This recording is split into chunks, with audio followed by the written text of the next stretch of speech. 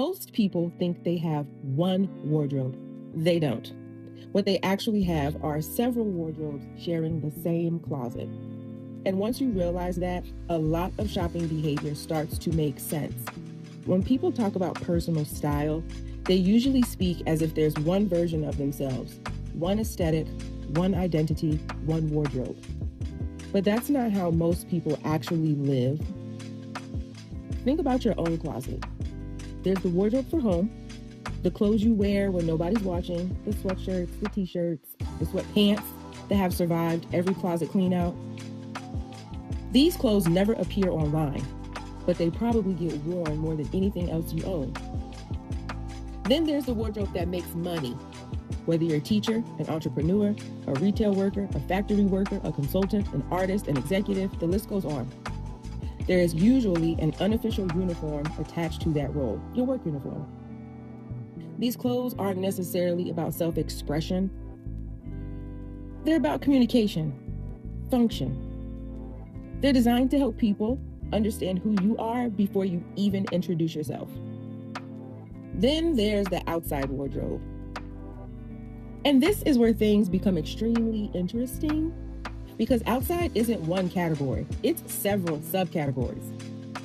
The version of you that goes on a date is not the same version that attends a networking event. The version of you that travels isn't the version of you that goes to church. The version of you that attends a wedding isn't the version of you that goes thrifting or flea market hopping. Most people think these are things that live together and are your style. I don't think that's true. Sometimes I wonder what we call style is often a collection of identities responding to different social environments, different rooms, different expectations, different audiences. And if that's the case, once you understand that, you begin to understand why so many closets feel disconnected. Because people aren't shopping for clothes, they're shopping for versions of themselves. The professional version, the creative version, the adventurous version, the sophisticated version, the version that gets invited, the version that gets noticed. The problem begins when we spend more time dressing for our imagined future than the one we're actually living in present time.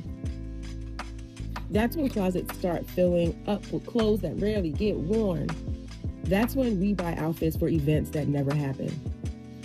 That's when we accumulate wardrobes for a lifestyle we don't actually live. Eventually, you stand in front of your closet full of options and say something that sounds so ridiculous when you think about it. I have nothing to wear. What we're really saying is, I have plenty of clothes, they're just not for the life that I'm living. Which leaves one question on the table.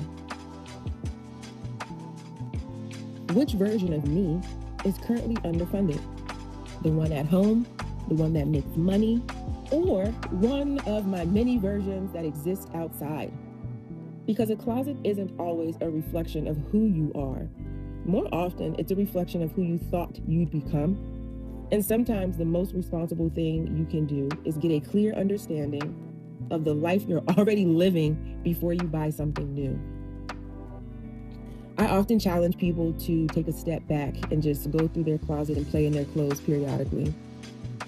I think by doing so, you get a better understanding of your body type, silhouettes that you find complementary to not just your personality, but your figure. And this applies to both men and women.